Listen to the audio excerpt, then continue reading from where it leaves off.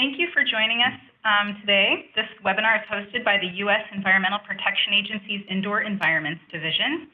We are pleased to have Dr. Jean Cole with us today, who will present the flood damaged houses webinars. So Dr. Cole holds a Doctor of Public Health and Biohazard Science Occupational Health and a Master of Science in Public Health Microbiology, both from the University of North Carolina at Chapel Hill.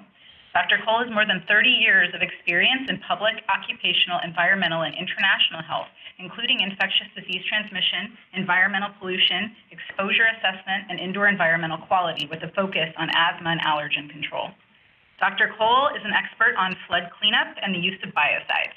He conducts applied research on practical approaches to preventing and controlling human exposures and related health risks, with a particular emphasis on low-cost solutions to important public health problems.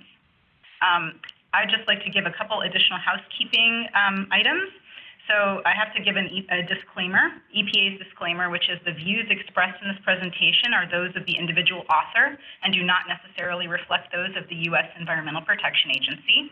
We wanted to let you know, too, that this webinar will be recorded and that we're going to have the slides up on our website in the near future. Additionally, there is going to be a link in the question and answer pane that will take you to EPA's Indoor Air and Flood Resources. It's a new web page that we have up, so if you're interested in more materials, that will be there. And finally, at the end of the presentation, we'll have an opportunity for Dr. Cole to answer some of the questions you've all submitted through the question and answer pane. And if we don't have time to get to your questions today, we'll be working with Dr. Cole to answer them, and hopefully we'll have these posted on the website shortly after we have the presentation up. Okay, thank you very much, everybody. Enjoy the webinar. Dr. Cole, please go ahead. Thank you very much. I appreciate the opportunity once again to participate in this important EPA webinar series. Last year, I did the initial webinar presentation on flood damaged homes with a focus on explaining, in particular, the various human exposure and health risks associated with restoring a flood-damaged home in terms of the entire process. That meaning extraction of water, removal of content materials, doing a demolition and removal of contaminated structural materials, the dry down, if necessary, the use of a biocide, if that's determined, and we'll have some extensive discussion on that today. And then reoccupation, is testing needed, and so forth. So today's presentation, while containing some of the basic elements from last year's webinar, is really more focused on the process this time, in particular with cleaning, with decontamination, the drying, which leads to the rebuilding and reoccupancy of these flood-damaged houses that homeowners, for various reasons, are going to conduct the work themselves. And this just details that the information that I'm presenting in here, I've gleaned from a number of sources that I'm familiar with. I participated in drafting for government, be it federal, state, nonprofit organizations, and also industry. Bolstered, I guess I would say, with my own research experience from actually participating in a variety of remediation, restoration projects in one capacity or another, and then also over the years participating in a number of very relevant legal cases relative to homes, commercial buildings, and the like, representing at any particular time plaintiffs or defense. As I've always told attorneys over the years, my opinion doesn't change because it's based on the science. So it doesn't change depending upon which side that I'm actually assisting. although the tremendous experience when dealing with a legal case, the information that comes forward and then has to be assessed as to factual or not. So again, it all goes back to the science, which is underlining the webinar today. When we talk about flood-damaged homes, we're talking about external flooding, the water from the outside coming in. This is opposed to water flooding the interior of a home from internal causes, such as in the wintertime, a frozen pipe bursting, or a child leaving a tub faucet running, the tub overflows, begins to drip down through the ceiling to the floor below. And both situations obviously have to be dealt with. They are important. Each can have long-lasting effects if not addressed properly. However, in the latter case that I mentioned, where the source is from within the home, we're dealing with what we term clean water situations. So it's city water, it's drinking water, as opposed to the external floodwaters, which, as you see here on this slide, they're considered grossly contaminated.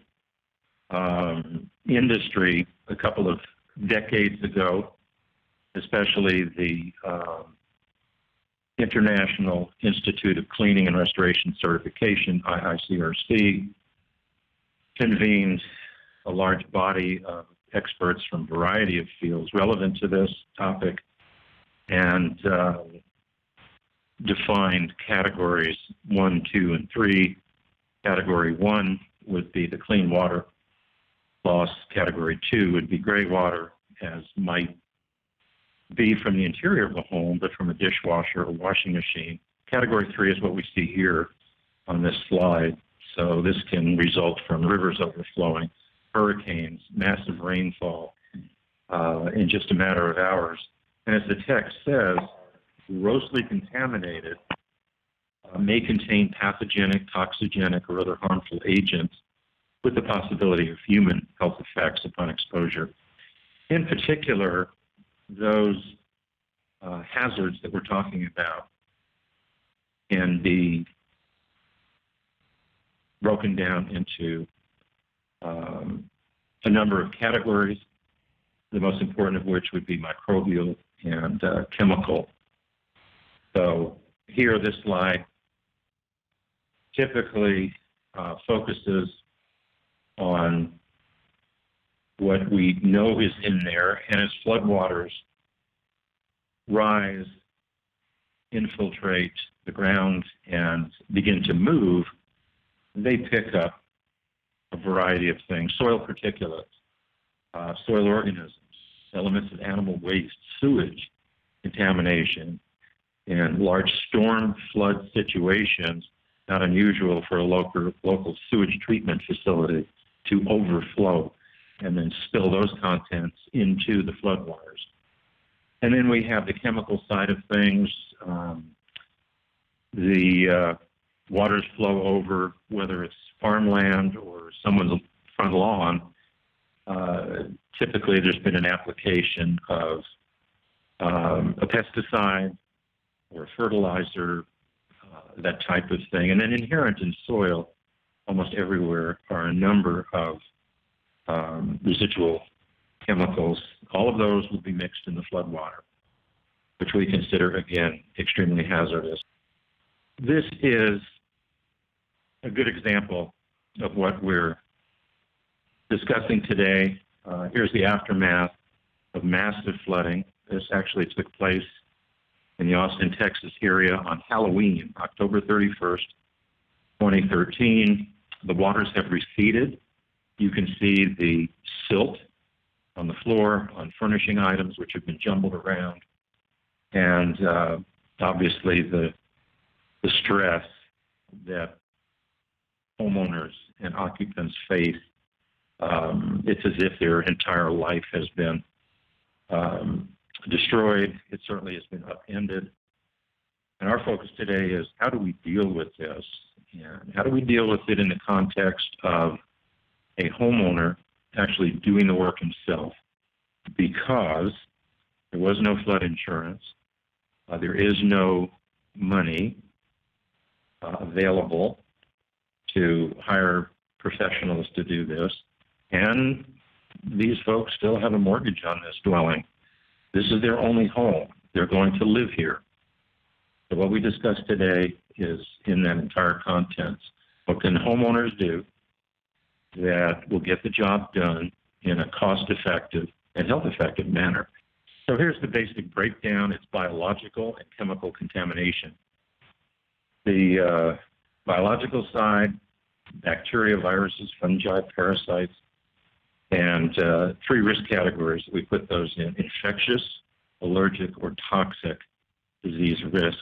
And then chemicals, as I mentioned, they can be residues of pesticide, fuels, solvents, lead, arsenic, mercury, and others. And traces of those, in fact, are in most soils around the country. And possibly to gases such as methane, sulfur dioxide, again, depending upon the origin of the floodwaters and how much sewage has been a component of that. Addressing the microbial in particular, this is considered the greatest risk, as I have in that first bullet.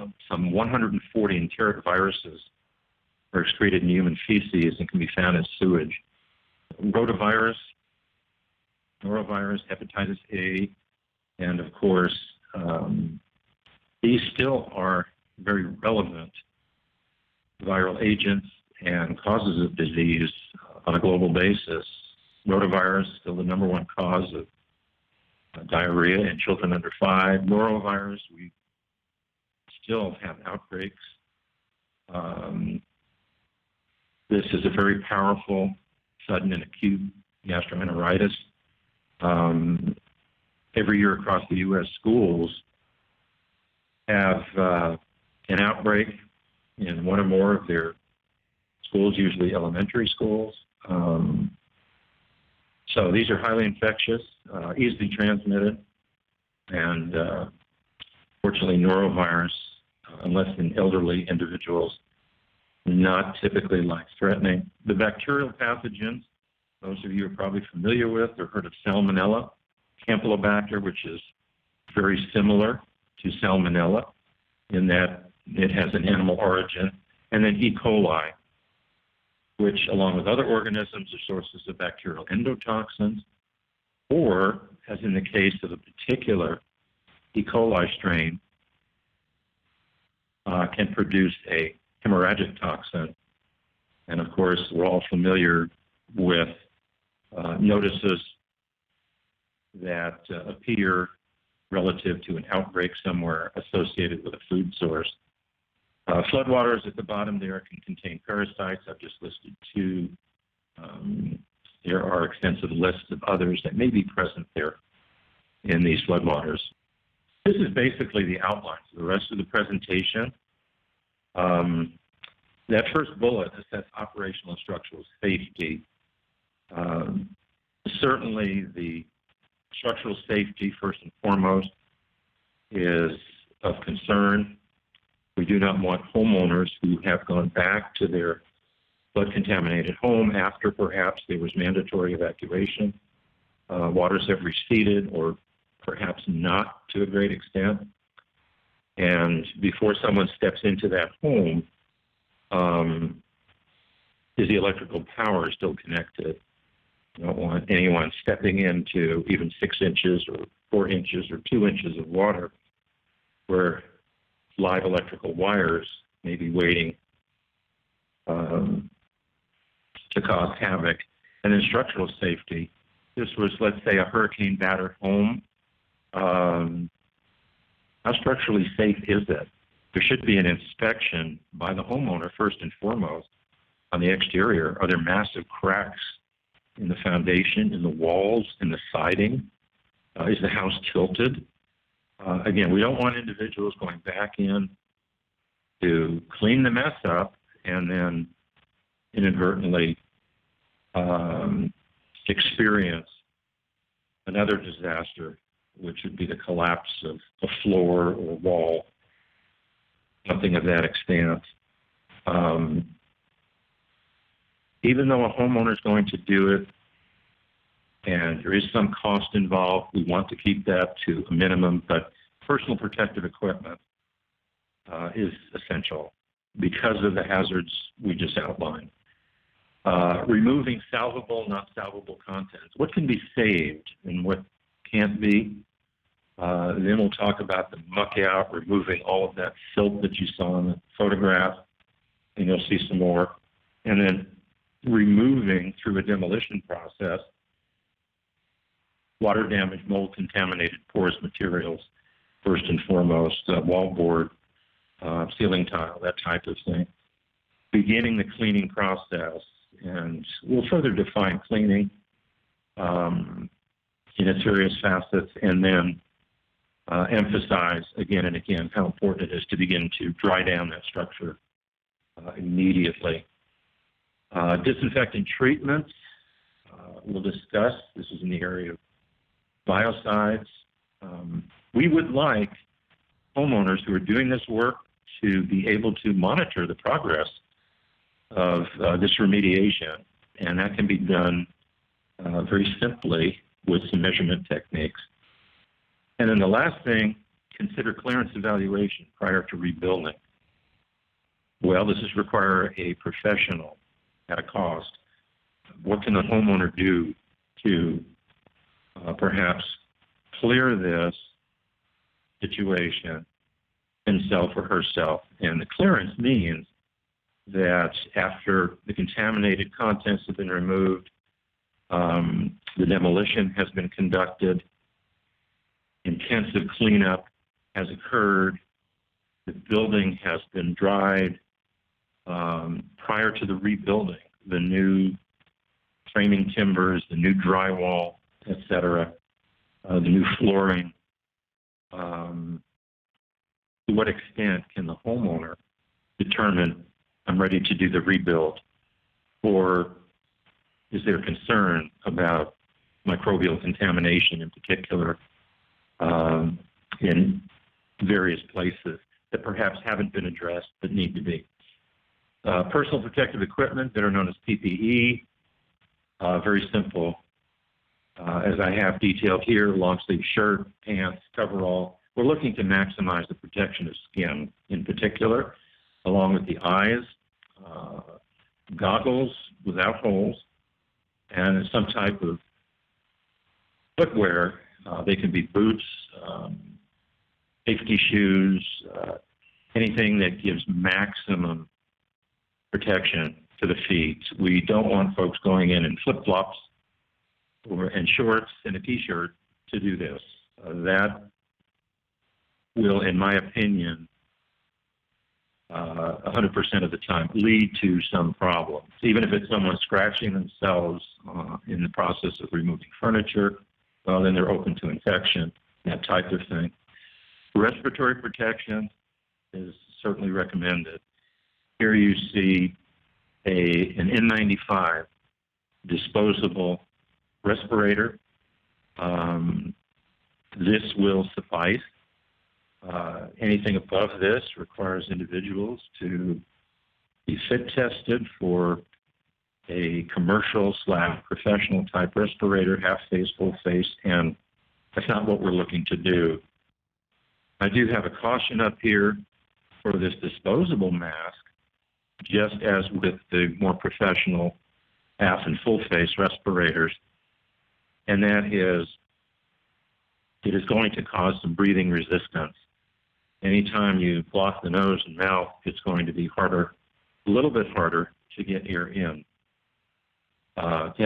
With this situation, my recommendation is make sure the N95 mask you're using has an exhalation valve.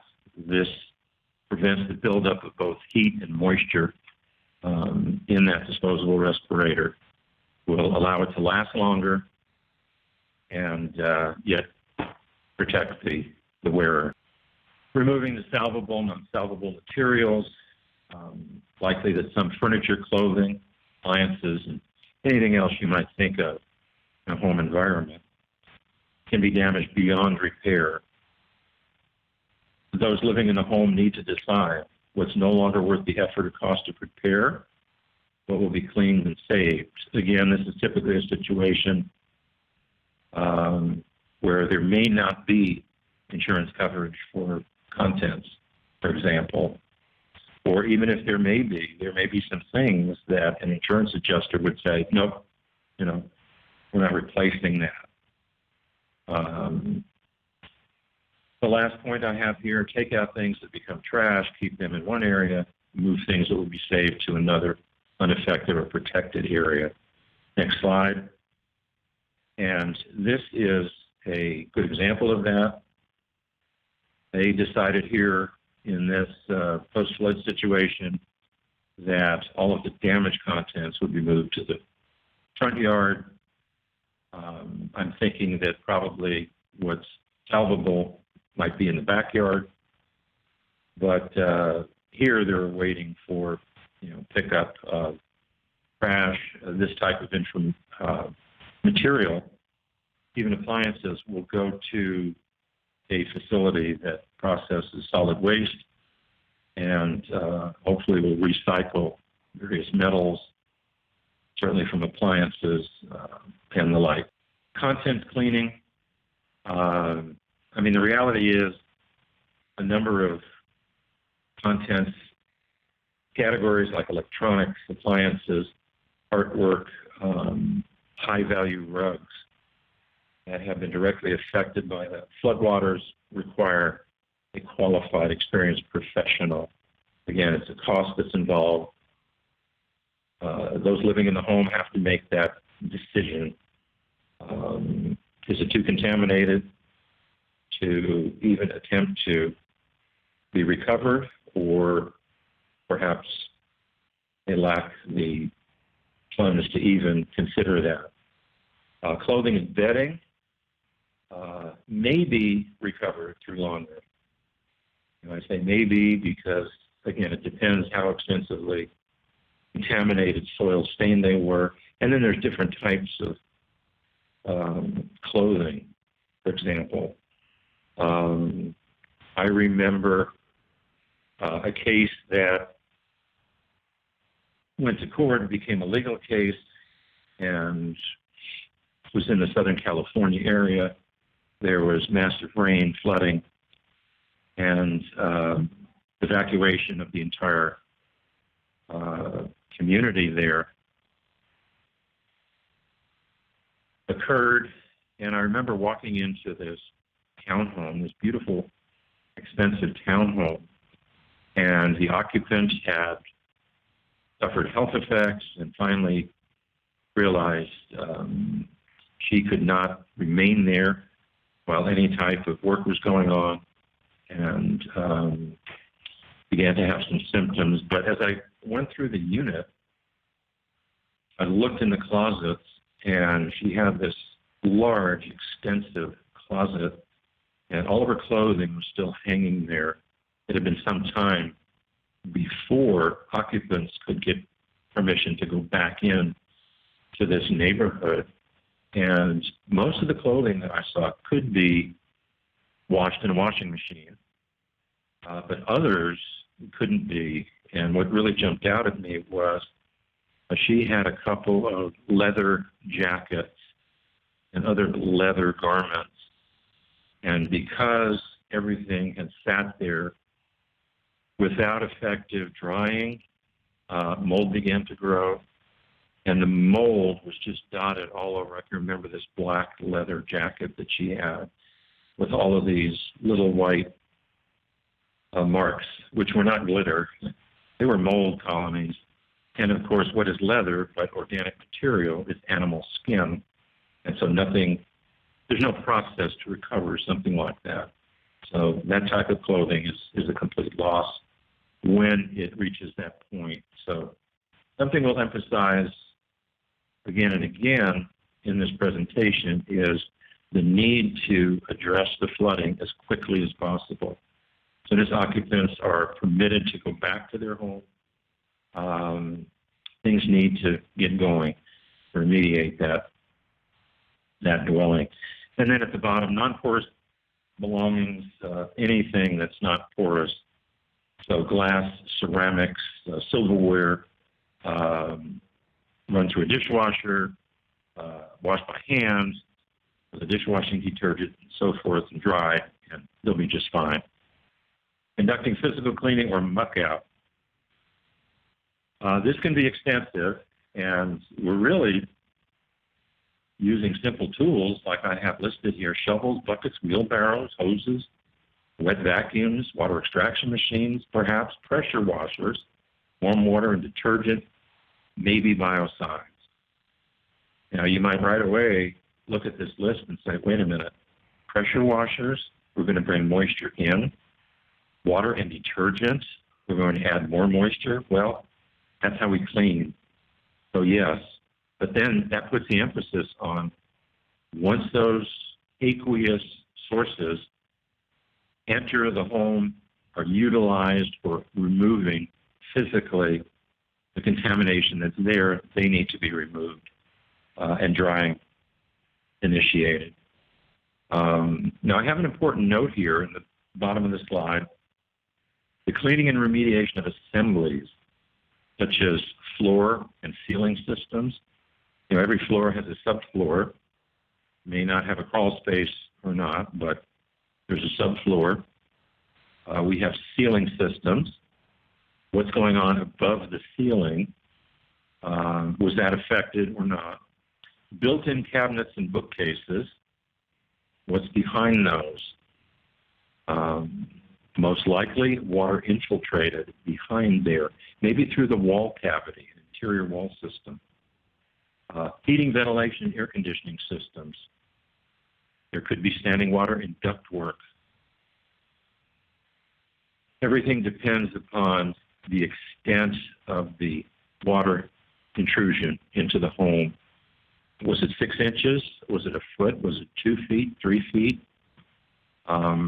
The more extensive the flooding was, then the more potential for all of these systems to be affected and the need to have them addressed. And we will talk about that again. And in that situation, typically a professional will need to be involved. We're talking about the muck out. And the upper left photo, we're just going to shovel it out. Put it in a wheelbarrow, take it out, and technically, in a legal sense, that silt that you see being shoveled up is considered hazardous waste. So where's this going to go? Most folks, I think, are going to put it in their garden. No one's going to oppose that. But I remember my involvement over several years in a legal case with a massive flooding of the largest shopping mall in the United States.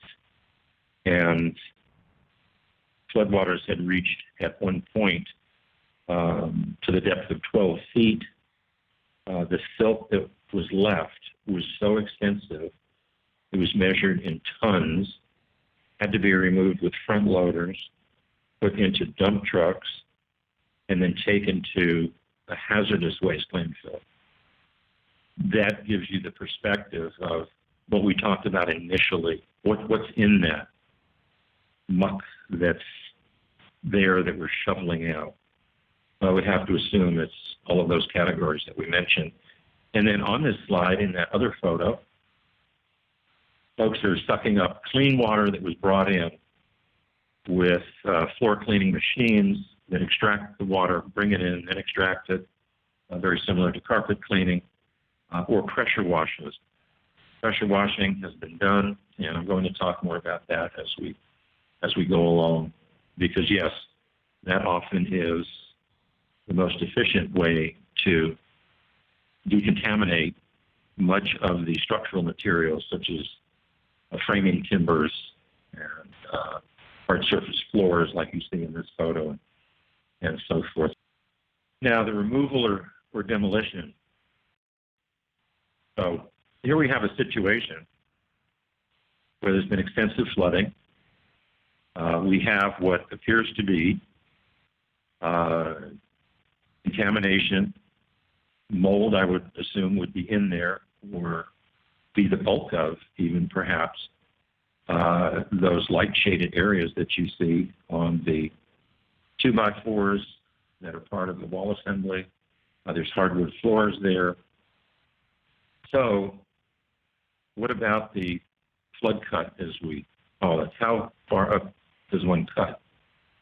Well, I don't know exactly the level of the floodwater in this particular dwelling, but let's say it was 1 foot of water.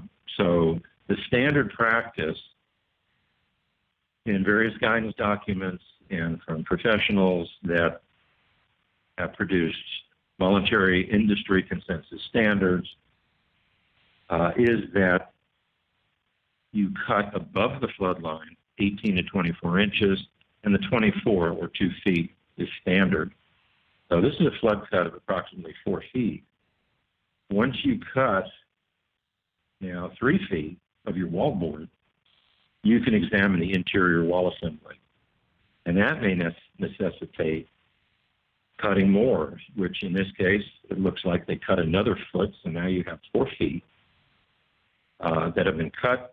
And from that perspective, one can actually look up and see to what extent has the contamination developed.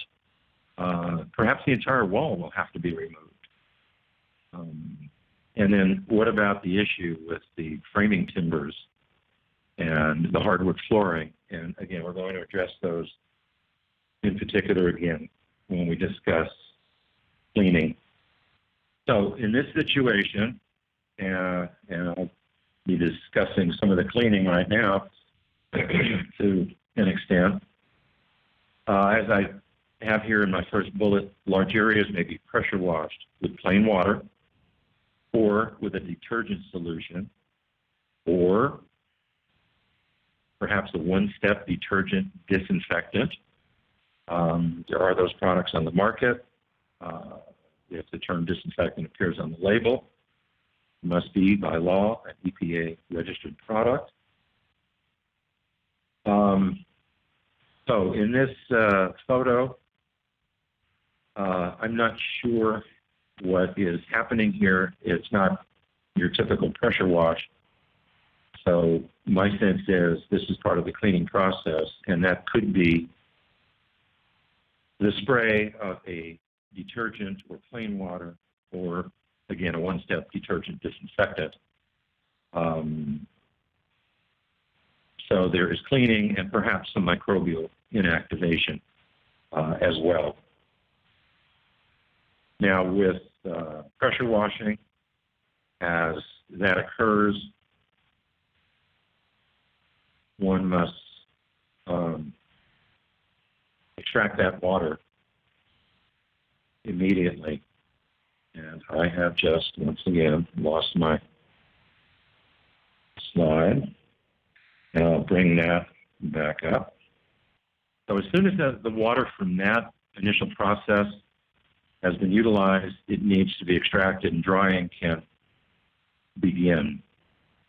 And we're going to be getting into that. But let's address the decontamination first and the use of, as I have here, antimicrobial pesticides, which is the legal and federal term.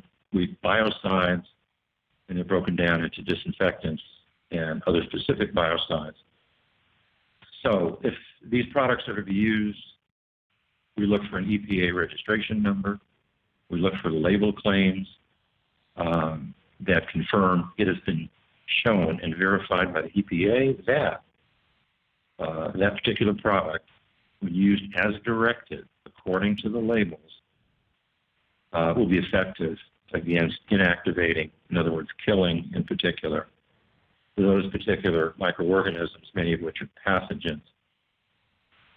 Now, the second sub-bullet there, most biocides require use on pre-cleaned surfaces in order to be effective. What that means is that if you have a clean surface, whether it's a floor or a kitchen countertop or a sink surface, for example, if you've cleaned visibly what was the contamination, the soil, the residue, then that's the time to optimally apply a biocide if one is going to be used. The reason for that is if the surface is not cleaned, then we limit the exposure between the biocide and the actual contaminants, the actual microbes. They're embedded in a layer of residue, silt, or they may be inactivated chemically and not work. So technically, by EPA requirement, they must be used on pre-cleaned surfaces as clean as we can make them. But we are going to emphasize cleaning first and foremost, which is the physical removal of these residues and visible contamination. And as I have here in that text, if we clean thoroughly, then do we need to use a biocide? That's an additional cost. There are safety factors involved, and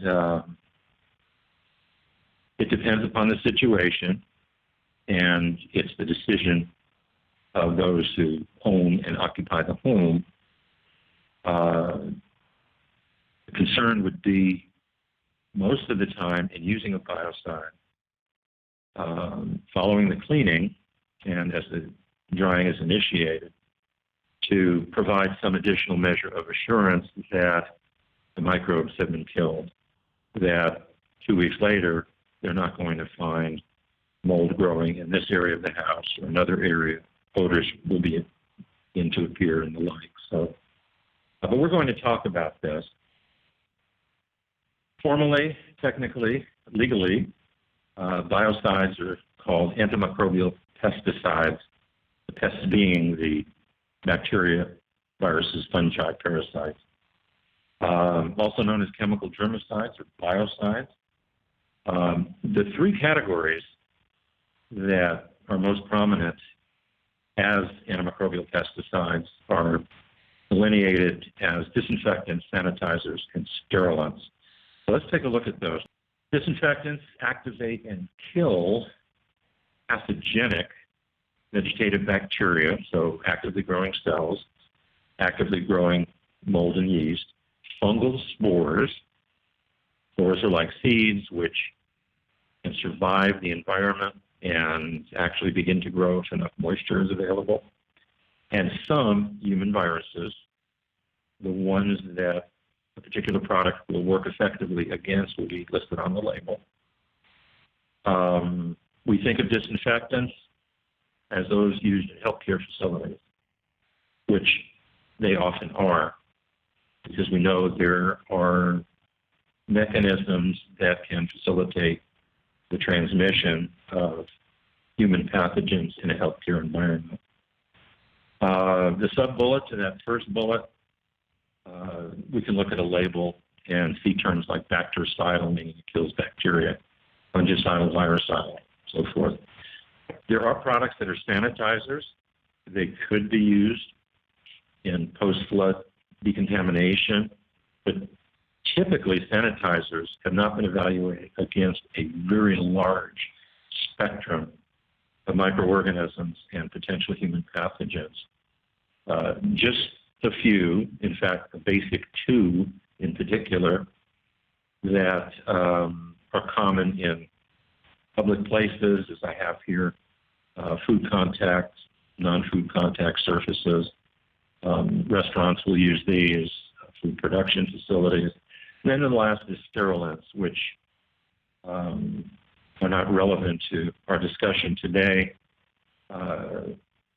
With rare exception, a sterilant will inactivate, hence kill, all known life forms.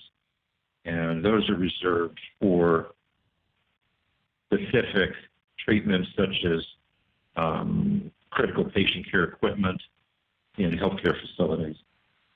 Here we have our classes of disinfectants.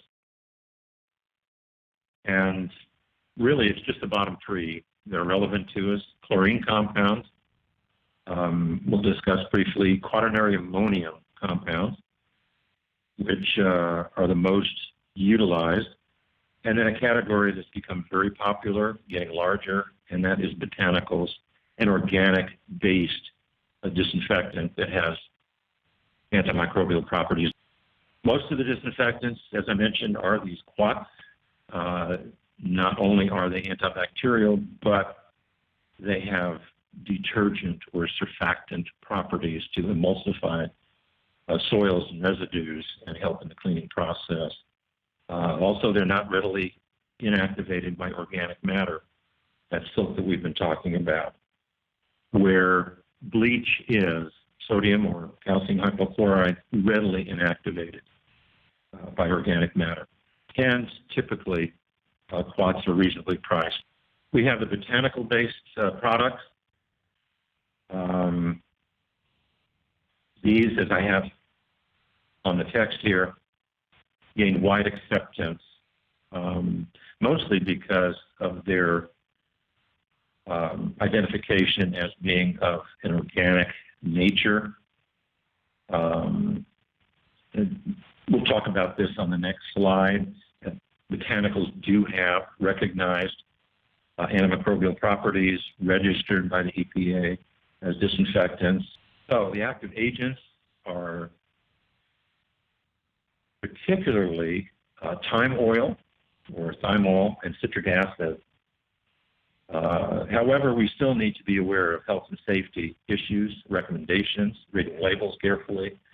As I have here, for example, citric acid formulation should not be used on marble, brass, or varnish materials. Exposure with other metals may also be damaging. And citric acid, well, what is the concentration of the formulation? We still want to preclude human exposure in terms of skin, mucous membranes, mouth, eyes, and avoid any ingestion, inadvertent ingestion that might occur. So the last sub-bullet I have, just like with any other disinfectant product with botanicals, we want full knowledge of this product, how it's to be used, how it's recommended to be used, in what situations.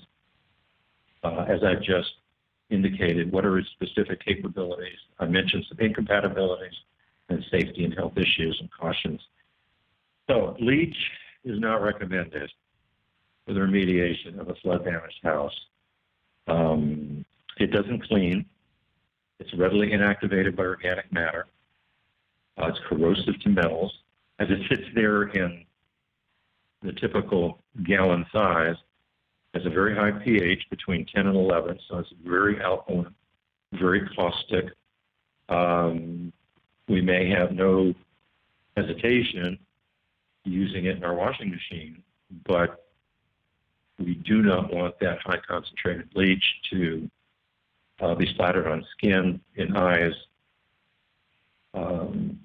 As with any disinfectants, and we don't want folks to say, well, I'm going to make up a super disinfectant and I'm going to mix this bleach with whatever cleaner they may have.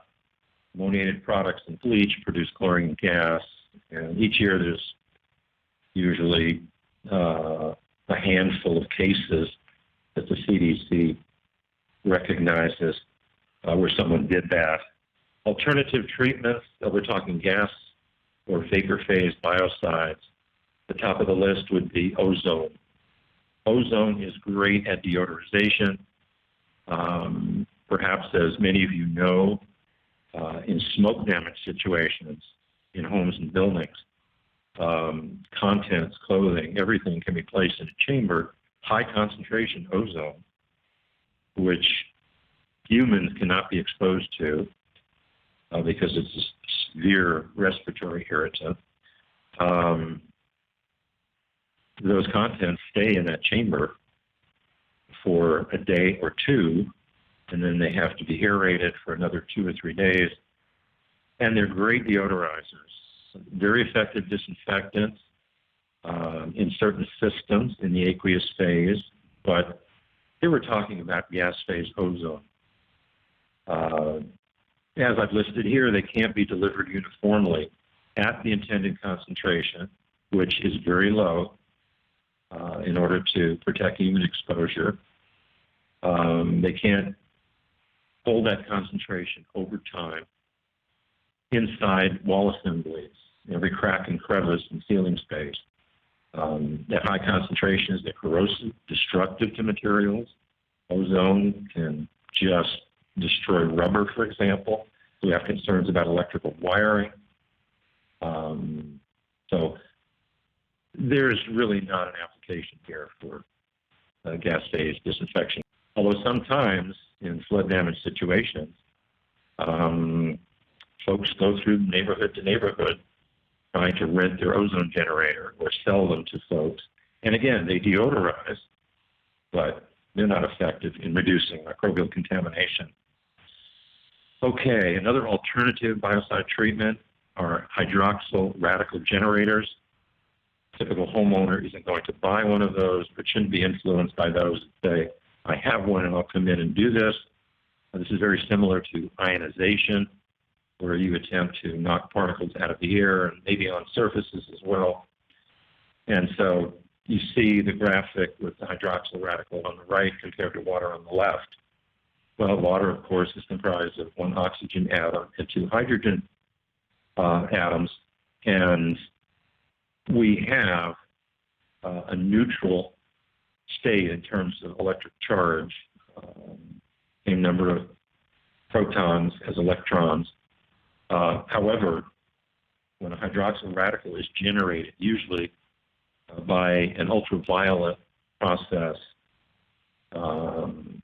photolysis, then part of that gets stripped away. As you can see here, we wind up with an unpaired electron.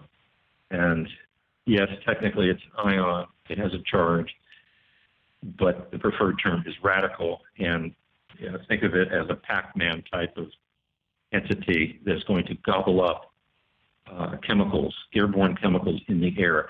Like ozone, it's great at deodorization, but it can't reach everywhere. It can't be microbiocidal to the extent that these other biocidal treatments can be or could be. And this just mentions what I just said. Both ozone and hydroxyl radicals are great for deodorization, but there's a cost involved, there's health and safety involved, and they're not going to do the job. We're going to start to clean. We've done the muck out, we've brought in the pressure washers, detergent solutions, we're extracting the results of those, and we're going to plug in and turn on dehumidifiers and air movers.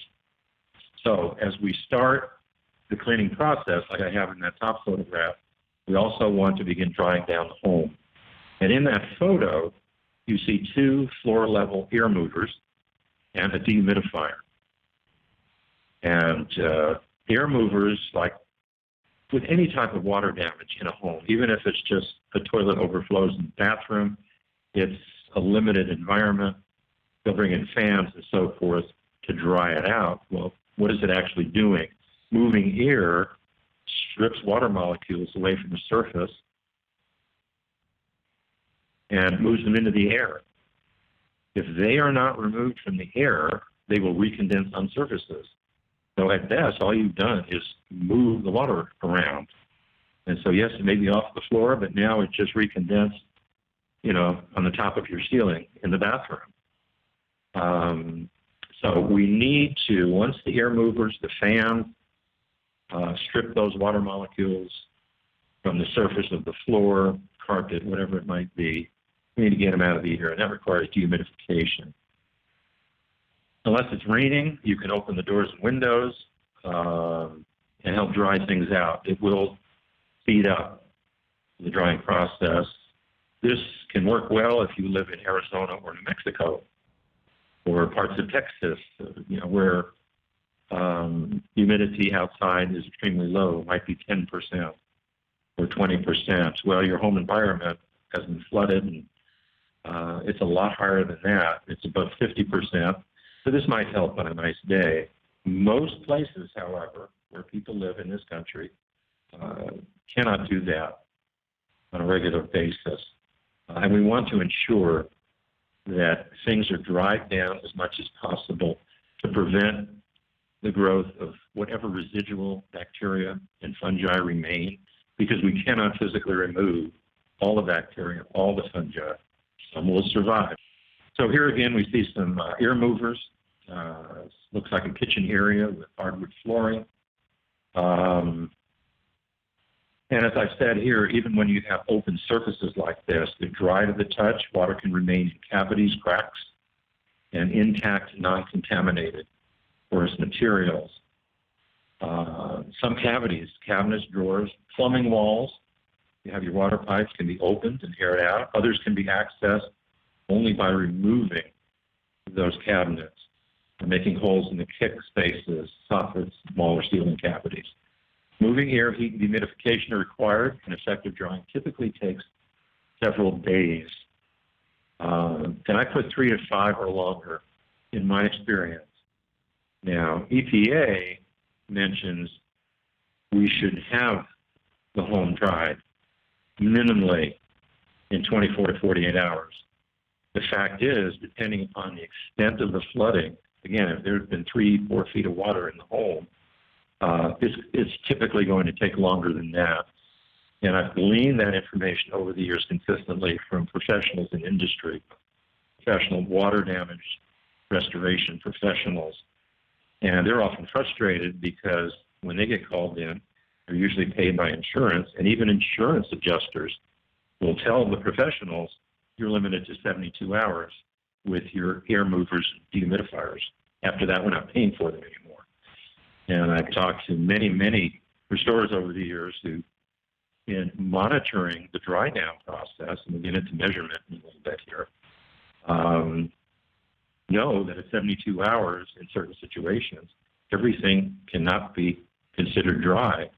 And so they've just continued to dry the facility down and absorb the additional cost. So everything's relative. Every water loss is unique.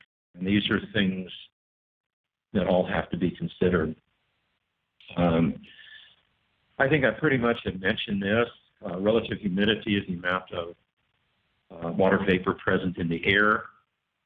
Air can hold 100% means it's saturated. It cannot hold another water molecule. And if we don't remove it, it can recondense on surfaces and be a problem. How can we measure this as homeowners doing the work ourselves? Well, we want to measure relative humidity, and in that top photo you see a couple of hygrometers. Now, those are digital, they're inexpensive. You can get them at some of the home improvement stores, hardware stores, and battery powered, just turn them on. Certainly your goal should be to get the relative humidity in the air as low as you possibly can get it. It depends where you live. I've lived in different places over the years, mostly in the southeastern U.S., and I live in North Carolina presently. And in the summertime, just with the relative humidity outdoors, it might be 95%, and it's not raining, and 95 degrees, and so it's very humid. We're lucky that office buildings can get below 55%. 57% seems to be about average when air conditioning is running and so forth. So again, everything is relative, but you'll see guidance documents saying, optimum indoor relative humidity, 30 to 70%. I know from research that's been done by myself and others, some of it for the EPA years ago, showed that the critical point would be 70%. You've got to get it below 70%. Once you go above 70%, and in particular 80 and above, you will retain some viable microbes that can then begin to amplify and grow. The next instrument you see here is a moisture meter. You can just buy these online. There's various prices. If one is going to purchase one of these, 2 things. It should have the ability to penetrate the surface, like you see someone here taking moisture reading of a wood surface. So they have two little pins on the top that can be pushed in a few millimeters, and now you're actually reading the internal moisture content. It will show up, as you see on the digital meter, with a number. And as I put in the text there, on average, across the country, in every home environment, we don't want to see drywall with a moisture content above 16%. We certainly don't want to see unfinished wood, like wall framing timbers, exceeding 18%. So the point here is that we all live in different environments with different humidities on a regular basis, and there is an expected moisture content in the materials that comprise the homes we live in. Conducting the clearance evaluation. I emphasized this last year and do the same thing again this year. It's the process of verifying the acceptability of what's been done. The cleaning, the decontamination, and the drying. It also determines the suitability of the house to be reoccupied. So the homeowner can ask three questions. Is it dry? Is it clean? Is there an odor? So first, is it dry? Is the relative humidity that we just spoke of acceptable? Does the house feel damp? Do the structural and finishing materials look and feel dry? So we're utilizing in this very simple clearance assessment our senses: tactile, touch, sight. Do we see anything growing? The last one, is there an odor? If something smells musty, moldy, or mildewy, then there's a reservoir or a source somewhere. And again, maybe it's behind a built-in cabinet. Maybe it's in the subflooring. Maybe it's in the air conditioning ductwork that the homeowner said, oh my gosh, I forgot to call someone to come and look at that. So here, if those three questions can be answered in a positive way, then there may not be the need for a professional to be brought in to do that. That's an additional cost. So we use our senses and our knowledge to our best ability to make a determination. Which way do we go here? Some cases it might be, it still smells, things don't look dry. I've taken moisture measurements, and some places are all dry and others aren't, and they may want professional help. Next slide. But this all equates to, we don't want to do the rebuilding with the new wood, drywall, ceiling tile, whatever it might be, unless everything is dry, everything is clean, and we've reduced microbial residues to as low as we possibly can. Clearance testing, and I know this has been of interest, especially since the webinar I did last year. There are things that can be done, and you may not have knowledge about professional clearance testing that's done. And so just very briefly, we're talking about air and surface sampling. The first photograph at the top, that is a spore trap. The volume of air is pulled through a filtration device, and then the resultant sediment that's collected on a microscope slide is actually evaluated by looking through a microscope at the particulates that have been collected, spores of fungi in particular, enumerated and identified. The second photo, tape lift.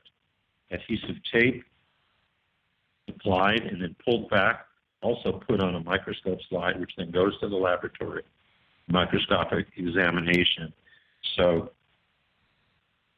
the professional would come in, may see a discolored area on some wood framing and decide to take a tape lift. They may map out, they usually do, a clearance testing protocol where in order to get a sense of the entire structure, they're going to take X number of air samples, X number of surface samples, and make a determination based on the results of all three types of sampling. The last sampling is with a sterile swab, transported back to the laboratory, which is then processed for actual growth of contaminants, usually fungi. And of course, there can be considerable cost for this to be done. The results you see in the photos at the top, this is a microscopic image of a spore trap sample. So there's various particulates, and we can see spores in there, definitely. The next one is from a tape lift, Aspergillus mold, very easily identified. And at the bottom, the results of the culture of the swab. And they're small, looks to me like with white and then blue centers. This looks like penicillium, so this is a concern. Based on this type of testing, and this is the benefit of professional testing, areas that are still contaminated and require further cleaning and or disinfection are identified and addressed before the rebuilding. So, where does one begin to find what's termed an indoor environmental professional? And what is an IEP, as we term them? Well, someone qualified by education, experience, training, professional designation or certification.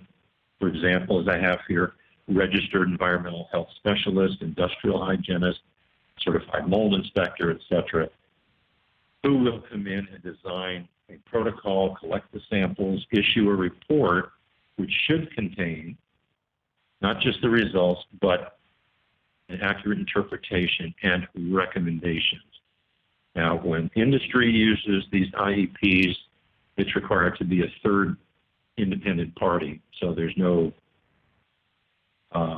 cooperation or collusion between them. It needs to be an independent assessment, especially if the recommendation is further work needs to be done. How do we identify them? Well, the problem's obviously going online. One can always do that, do the best. I think one of the easiest is to contact local water damage and disaster response companies and just say, I have a home, I'm doing the work myself. Do you have a list of indoor environmental professionals that you use? Because I think I need to have one come in and do an assessment, do some clearance testing. So in the long run, the ultimate criterion for successful remediation and rebuilding of a flood-damaged house is the ability of the occupants to live there without problems. If problems are going to occur, again, every situation is unique, different, but I would say 2 weeks out and beyond, individuals may notice that, we're all coughing and sneezing. What's going on? Well, there is an odor in the back bedroom, that type of thing. And we're trying to preclude problems. Individuals, on average, we have on average, we have close to 10% of the U.S. population has asthma. It's higher in children, a little bit less in adults, but it's there, and it's a public health concern. We've addressed everything. We've done our best. We're hoping that the remediation and the rebuilding that we've done has been successful. There are some key guidance documents. This is by no means all of them. And I probably should have put 5 more slides in here with them. I honestly just didn't think about it at the time. But we have some EPA documents. They're very informative. EPA, FEMA fact sheet, CDC, FEMA, HUD, NIH guide, the renters and homeowners mold cleanup after disaster, so all of these. And also, if you tap into one of these, bring it up online, for example, it has its own references and other sources of information. So one can easily begin to be informed and hopefully make the right decision in repairing flood-damaged homes. That's the last slide, and I thank you very much, and I believe we're open for questions. Okay, thank you so much, Dr. Cole. We have several questions that have come in through the question and answer pane, and we'll get started. All right, the first question that we have is, to what humidity or moisture level does the home have to reach to be considered dry? Well, I sort of addressed that when I presented the information on relative humidity. The United States actually can be broken down into 8 different climatic regions. So what would be the norm indoors relative to what the norm is outdoors? Like I said, where I live in the southeastern United States, which is humid, you have the ocean right there. It's subject to storms, hurricanes, and the like. It's subtropical, actually, and it's hard to get relative humidity down extremely low. First of all, you don't want to get it too low. If you go below 30% and you keep going, I mean, you're going to start to dehydrate. Your skin will itch, your eyes will burn. You know, you're turning into a raisin or a prune. You're going to be fruit leather. So even in dry climates, such as the southwestern U.S., Utah, Arizona, New Mexico, Nevada, and the like, individuals often say, well, I can't have a moisture problem indoors because, you know, humidity level here where I live is so low. Well, it may be 10% outside because you live in Arizona, but indoors, it should be at least 30%, and it often is. Why? Because we have sources of moisture in the home. We have sinks, toilets, tubs, showers, which is good. Again, we don't want to be excessive on getting relative humidity down. The range of 30 to 60% is often put forward for comfort. As I mentioned, 70% and above, well, we're still most likely going to grow some bacteria and fungi. So depends on where you live, how low you can get it. And it doesn't mean you have to rent a dehumidifier for 2 months. If you live in a warm climate, which are usually the ones that are very low humidity outdoors to begin with, you may utilize an air conditioner, which is in effect a dehumidifier.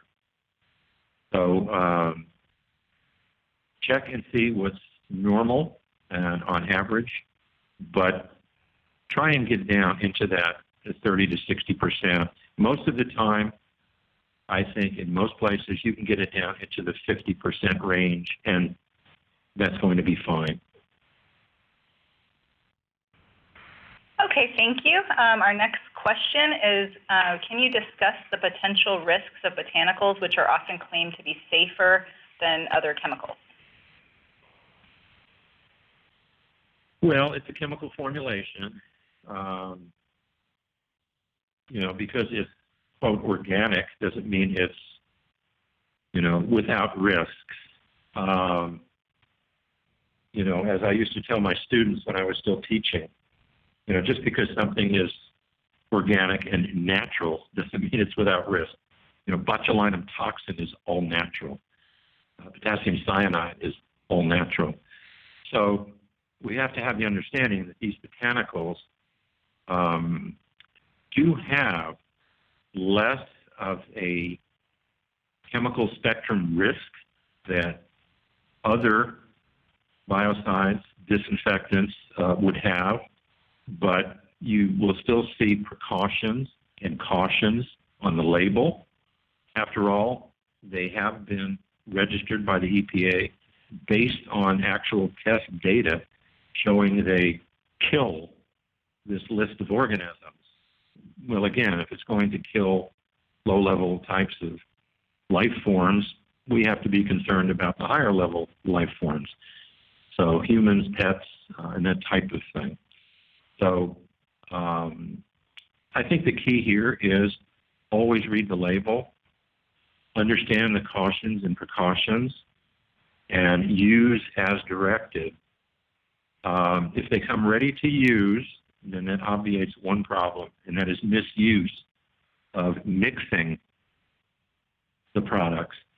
That often can occur with other biocides, other disinfectants in particular, where there may be a 1 to 10 dilution, or 1 to 32 dilution, or 1 to 64 dilution. And someone says, well, I'm just going to use it full strength. Let's kill all of those organisms. Well, that's a problem in terms of human respiratory exposure, skin, mucous membranes. Technically, we don't think of this as immediate impact. Technically, it's against the law to use an EPA-registered product any way other than the instructions on the label. So if you have children in the home, for example, and one has asthma, another has respiratory allergies or other clinical situations and conditions, and you want to minimize chemical exposure, yet you've had extensive water damage, and the thought of using botanicals as a safer but yet still effective approach is to your liking, I would suggest go online. There's a tremendous amount of information there. But this is, even by professionals, recognized as a growing area of the biocide industry. And they like these products now because, again, they're organic, natural, so forth, but they are recognized as less hazardous, less toxic when used as directed. So I think that about sums it up. We always have to inform and educate ourselves as best as possible. And again, in terms of children that might be, or adults, asthmatic or have respiratory allergies, well, a botanical that's plant-based, that might be something they also can react to. More information can be obtained online, even to the extent of something called a material safety data sheet, which doesn't necessarily come with the product. It might, but you can obtain those online, and it will have results of exposure testing on, well, not just the microorganisms, but animal testing isn't done that much anymore, but various toxicity tests that use other things like yeasts and different types of fish and so forth, and that's informative as well. But we do consider it less of a chemical risk than the traditional non-organic based biocides. Thank you, Dr. Cole. Our next question is, how can one minimize the spread of contaminants into unaffected areas or surfaces of the building when drying begins before the salvageable items are cleaned? Well, not 100% of it can be prevented, and we can't even measure what might be, but that is always an issue. Certainly the cleaning process is wet, even with, if pressure washing, for example, was required, we're going to be aerosolizing water molecules, and we have to assume attached bacteria, fragments of maybe fungal hyphae, spores.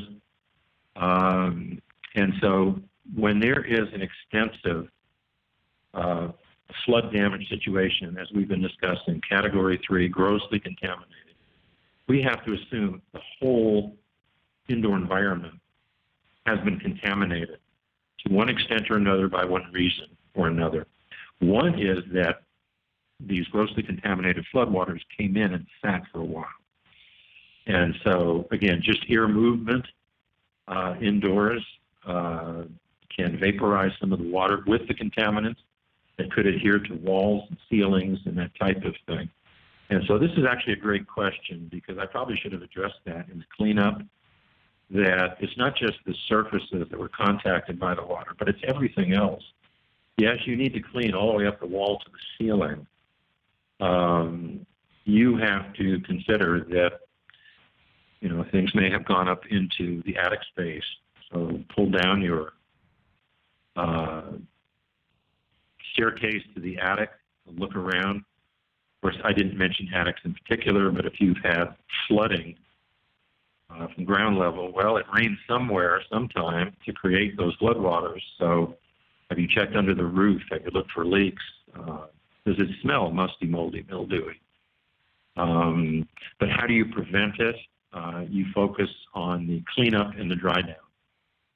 So keep those fans and air movers going. Don't spare those dehumidifiers.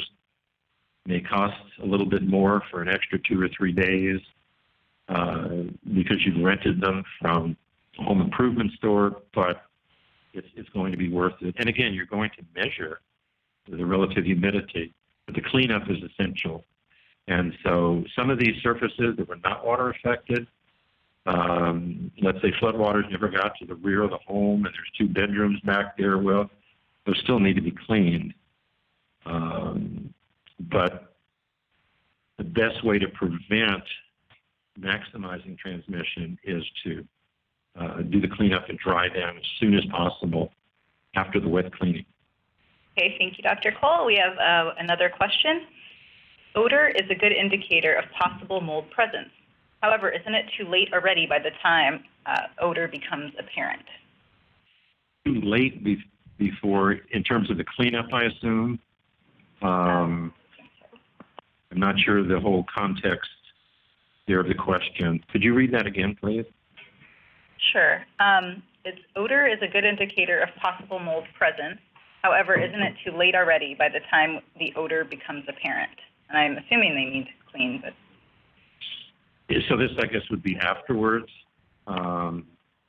where there was residual moisture that wasn't addressed, wasn't found. It's too late. The original cleanup wasn't done to make it that extensive to reach those pockets and crevices and wall assemblies and that type of thing. Now the issue is if there is a moldy, musty, mildewy odor, is to try and determine where that's coming from. And that requires things like moisture mapping. You're back to your moisture meter. A moisture meter and a flashlight. And you go through the home environment, and certainly you begin to look for visible mold growth, even little tiny colonies along the top of baseboards might indicate that there was remaining moisture and mold contamination in that wall cavity. And so spores have germinated. They're now growing under and up the drywall and will become more and more visible as time goes on. Sometimes if there are a few colonies above a baseboard and you pull off the baseboard, it's just black. And so you know that the mold has been growing there. Where did it come from? Well, it came from the other side of the drywall. It may have come along the flooring and up between the baseboard and the drywall. Drywall has organic material on it. It has paper, has a paper facing. If you have wallpaper, wallpaper glue is a great fungal food, nutrient. If it's vinyl, it's not a good situation. That may have trapped moisture, acts as a vapor barrier. So the detective work ensues if a week or 2 or 3 later something's musty, moldy, mildewy. Try and track it down. I encourage homeowners to avoid calling in a professional right away, which could be a great expense, hundreds of dollars to $1,000 or more. He's going to do the same thing, he or she. Flashlight and the moisture meter, and it needs to be extensive, but usually, and by that I mean 90% of the time, a source or sources are found again, is your crawl space. Crawl spaces are nightmares, and they're typically damp anyway. Basements, very similarly, it's going to take a long time, especially an unfinished basement, porous concrete, walls, oh my goodness, expected to be musty for a while. Yes, you can air it out. Not necessarily need to spray a biocide on there, but begin to measure things. And if at some point a homeowner has exhausted all of these do-it-yourself approaches, then if it's annoying enough, people perhaps are reacting to it, then yeah, it might be time to call in a professional. Thank you. Thank you, Dr. Cole. I think our last question for today will be, should people use the building's HVAC system during drying? No, drying. Well, yeah, if it wasn't contaminated, flooded, if there's not silt and flood water in the system, so that needs to be evaluated. And I guess that's a simple answer. And sometimes, and this is a great question, because I'd say this is one of the top 5 issues that need to be dealt with by homeowners who are going to do the work themselves, and they do a great job at everything we've talked about. They've done the muck out, they've done the cleanup, they have washed, wiped, disinfected surfaces everywhere. They've used the moisture meter. They brought relative humidity into the normal range.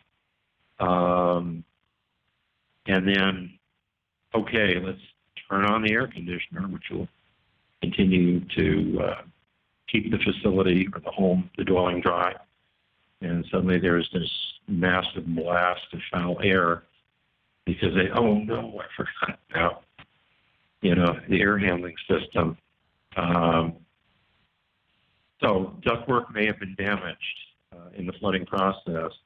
There may be disconnected ductwork, which is very common, particularly flex duct. In fact, I have, and maybe some of you participating today in the webinar, have done investigations where people have complained of odors and so forth, and there's a crawl space, you go in the crawl space, and oh my goodness, the ductwork has been completely separated from the system, and for who knows how long it's been sucking air from the crawl space into the home. And it's not just the odors, but it's been sucking up bacteria, fungal spores, and so forth. So the basic recommendation is, again, you can open doors and windows if you live in New Mexico or other dry environment, dry things out, but don't forget about the air handling system. And if it was underwater, it's definitely going to need to be evaluated, cleaned, repaired, and put back into operation by a professional. So thank you. That's a great point. Okay, thank you so much, Dr. Cole. This will conclude our webinar for today. We want to thank you all for joining us. I think that's it. Thank you very much again. Have a wonderful rest of the day. Thank you.